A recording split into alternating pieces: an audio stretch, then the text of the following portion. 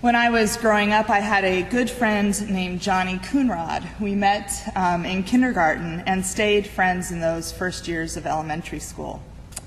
When I transferred to the neighborhood Catholic school in fourth grade, Johnny stayed at our old school, and he would often come by on his way home from school in the afternoons to visit. One afternoon that he stopped by, we went out into my backyard to play. And we had a pretty large backyard. It was sort of T-shaped, and with the top of the T being near our house, and then this sort of long, narrow portion that reached pretty far away from the house. So in the furthest corner of our yard, right next to our neighbor's fence, we had an orange tree. And that orange tree was full of oranges just ready to be picked. So Johnny and I picked a few, and we were throwing them in the air and at each other, and eventually we threw them higher and higher, and one of the oranges went over the fence into the neighbor's yard. And instead of hearing a thud when the orange hit the ground, we heard a very satisfying splash as it landed in the neighbor's pool. So we threw another orange over the fence and heard another satisfying splash. Orange after orange went into the neighbor's pool until all the oranges that we could reach were gone. It was starting to get dark, so Johnny went home and I went up to my room to do my homework. I had been up there for only a few minutes when I heard the phone ring and my mom answered. I could hear her end of the conversation, and it was something like this. "Hello? Yes, this is she. Oh. Yes. Oh, okay. Oh, I'm very sorry. Yes, we'll take care of it right away. Goodbye." And then she called up the stairs. "Melissa, what were you and Johnny doing in the backyard?" I remember that moment of her calling up the stairs as if it was yesterday. I froze. I was filled with shame. And I realized right then, when my mom called up to me, that as fun as it was, throwing oranges into the neighbor's pool was probably not such a good thing to do. I blushed, I felt ashamed, and eventually I confessed. And my mom sent me over to apologize to the neighbors and to make amends by fishing out each orange from their pool. After I'd cleaned up the pool and came home, I discovered that contrary to my suspicions and my fears, my mom wasn't at all upset with me. Over the course of the evening, I figured out that instead of being angry, she had enjoyed my little escapade. And yes, it was important for me to clean it up and to understand that, this was not an okay thing to do. But I think she got as much joy out of it as I did. So it's this time growing up that I really learned about sin and about forgiveness. And what do you suppose the sin was in this story? Was it throwing oranges into the pool and having a good time? A good relationship with my friend? I don't think that's it. In those moments, I did not feel separated from God or from myself or from the world. I felt good and happy and present. I was joyful. It was a joyful orange toss, not one of malice. No, I think the sin for me was in the moment that I got called out on my behavior, and my response was shame. Shame made me fearful, and fear is what separated me from the joy, the goodness of this relationship with my friend and with my mom.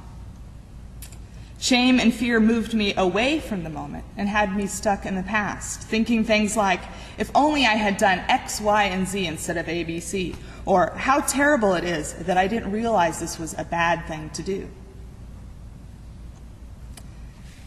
And there were two things that made that shame and fear disappear. First was going over to the neighbor's house and making things right, and that was an important thing to do.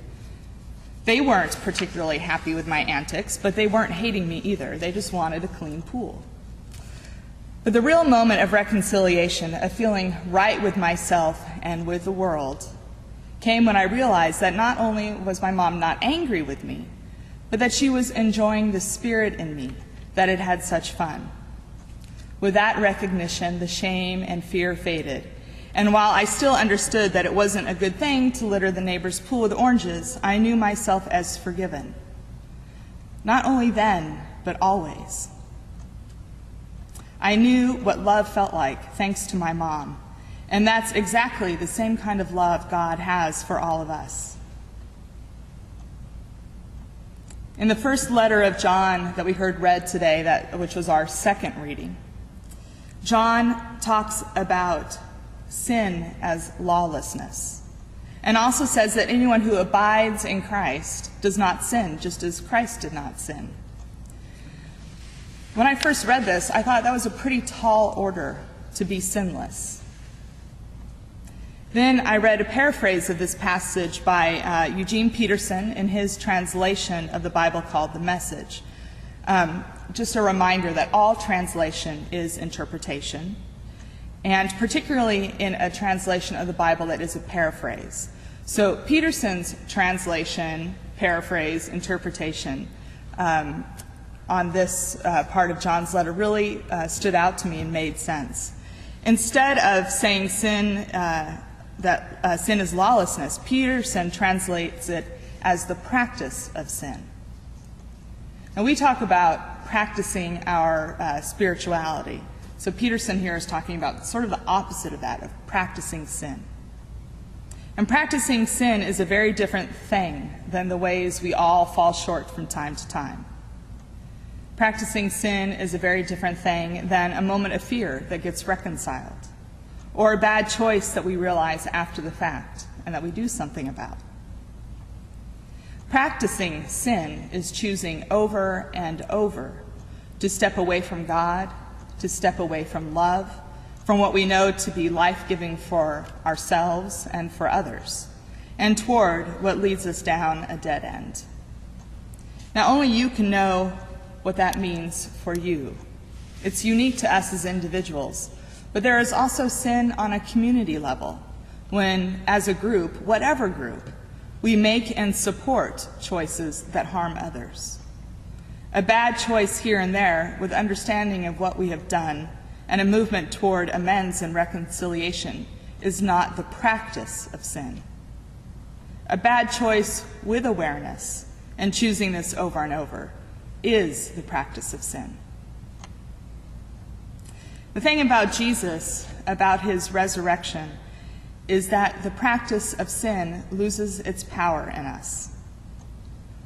Jesus came not to make us perfect people, but rather to make us a people reconciled, so that when shame and fear take hold, we can move toward God, toward love, toward all that is good and life-giving, and know ourselves to be loved and reconciled. It's that moment when I realized my mom wasn't angry, but delighted in my spirited 8-year-old self. God delights in us much the same way. We are God's children, and if we stay in relationship with God, aware of God's presence, seeking God's love, and seeking to be that love in the world, then the practice of sin holds no power over us. What does have power in us is love.